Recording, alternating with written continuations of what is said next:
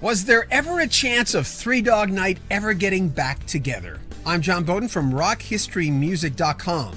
Well, Cory Wells died in 2015. He was one of the three singers, Danny Hutton and Chuck Negron being the other two. So there will never be a proper Three Dog Night reunion. Having talked to Chuck Negron, however, it doesn't seem like it would have happened anyway. In a perfect world, fans always want a reunion. They want people to bury the hatchet and be nice to each other and stroll down the yellow brick road singing kumbaya, but that's not always the case. It sounds good, everyone wants that, but some of these guys hate each other. Three Dog Night broke up in 1975 after garnering 21 top 40 hits. As I mentioned, Cory Wells died in 2015. He sang lead on 8 tracks. Our special guest in this segment, Chuck Negron, sang on 7 and Danny Hutton only 2. The group, however, shared vocals on 4 of their hits. Negron sang on some of their signature songs like Just an Old-Fashioned Love Song, The Show Must Go On, and their biggest hit of all time, Joy to the World. During the latter part of their existence, before they broke up in 1976, he was dealing with serious substance abuse problems,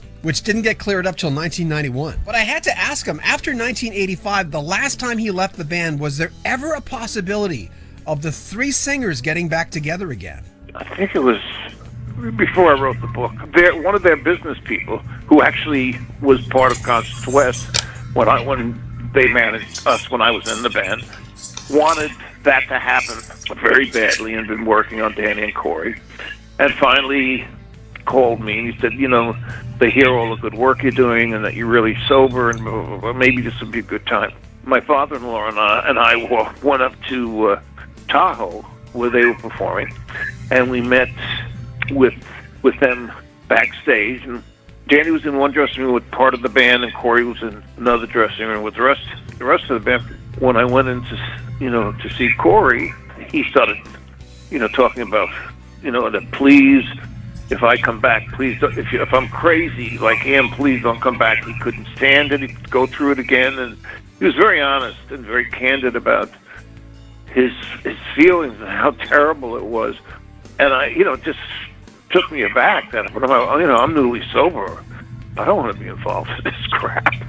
And then at any rate, then I went into Danny, and Danny said, look, let's get a couple of drinks. And he's with his wife, and I was with my father-in-law. And we sat backstage for a while, and he said, so did you talk to the asshole? And Jesus Christ. And he just went, what a pathetic thing Cory was. And I'm going, Cory Wells is one of the greatest singers in the world, and without him up right now, this would be a karaoke show. I'm thinking to myself, how could he disrespect Cory? He's carrying the whole load.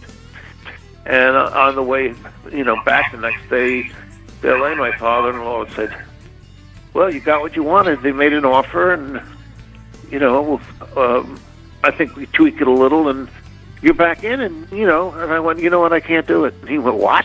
And it just came out of me, and I went, this is a very volatile place, and I have a great life now. I'm sober. I have a new baby.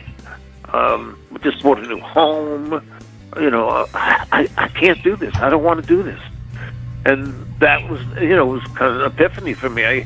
That this was my dream, but in fact, it was no longer my dream because it was a step backwards, not a step forward. As you just heard, there's always been a lot of drama in this band, especially, it seems, according to Negron, between he and Danny Hutton. And he says that goes way back to their first hit, One. In Danny's mind, the reason he got put from the head of the line to the end of the line was because of the records, because I had hit records.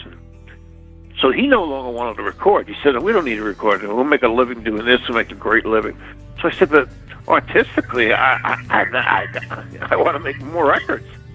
The audience wants more records. And he went, I don't think that's going to happen. And that was another thing. I went, this guy is so afraid of putting himself in any arena that he might be put to the end of the line, that this is, you can't work like that.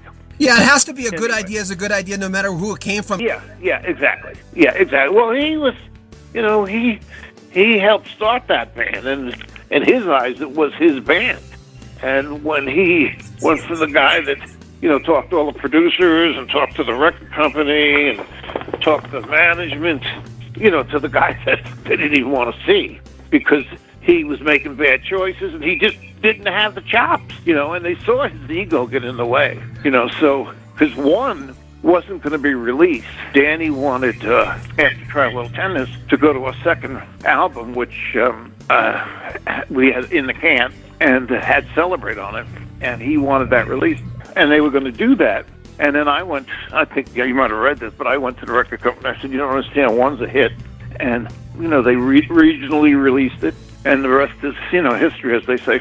So they knew Danny almost eliminated that option by insisting Celebrate. And then the next record, he insisted Celebrate be released, and they released Easy to Be Hard, and that became a #1 record.